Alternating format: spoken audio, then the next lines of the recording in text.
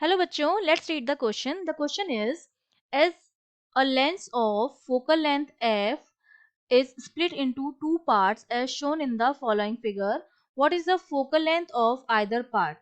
तो इनकी focal length जो होगी वो कितनी रहेगी वो हमें बताना है। तो देखो ए पार्ट में हमको क्या दे रखा है, एक कॉन्वेक्स लेंस दे रखा है और उसमें हमें बता रखा है कि इसकी जो फोकल लेंथ है वो कितनी है, एफ है।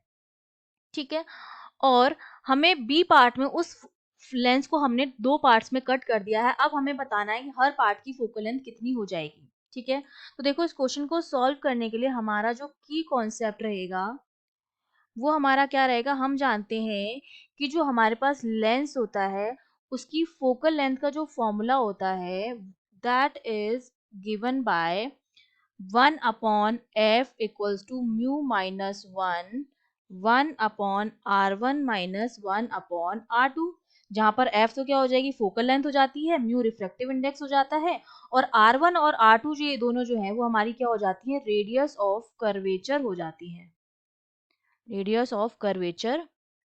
ठीक है, और जब हम लेंस को काटते हैं, देखो हम लेंस को दो तरीके से काट सकते हैं, या तो मैं इसको हॉरिजॉन्टली काटूं जैसा कि हमें यहाँ काट रखा है। ठीक है, हॉरिजॉन्टली काटने का मतलब है इसकी जो ऑप्टिकल एक्सिस है उसके अबाउट जब हम काटते हैं इसको हम बोलते हैं हॉरिजॉन्टल कट। ठीक है, और एक होता है हमारा वर्टिकल कट। अगर मैं लेंस को किस तरह से काटती हूँ, मैं अगर लेंस को कुछ इस तरह से काटूं, ठीक है, सपोज लेंस को मैंने वर्टिकल एक्सिस के अबाउट काटा है इस तरह से, ये हमारा क्या होता है, वर्टिकल कट होता है।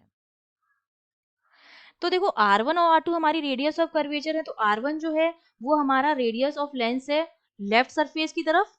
ठीक है, इसके दो सरफेस होते हैं, एक लेफ्ट सरफेस होता है, ये एक राइट सरफेस होता है, और एक आपका लेफ्ट सरफेस होता है। तो R1 जो है लेफ्ट सरफेस की तरफ की रेडियस है और R2 जो है वो राइट सरफेस की रेडियस है। अब हमने इसको काटा है हॉरिजॉन्टली इस तरह से, तो हॉरिजॉन्टली काटने पर इसकी रेडियस में किसी तरह का कोई चेंज नहीं हो रहा है।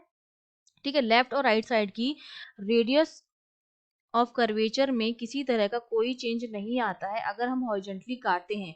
और जब R1 R2 चेंज नहीं होंगे, और म्यू तो वैसे भी क्या है आपका रिफ्रैक्टिव इंडेक्स है, वो चेंज नहीं हो रहा है, तो जो मेरी फोकल लेंथ होती है वो भी क्या रहती है, अनचेंज रहती है। तो हमारी जो फोकल लेंथ रहेगी इस केस में वो क्या रहेगी, अनचेंज रहेगी।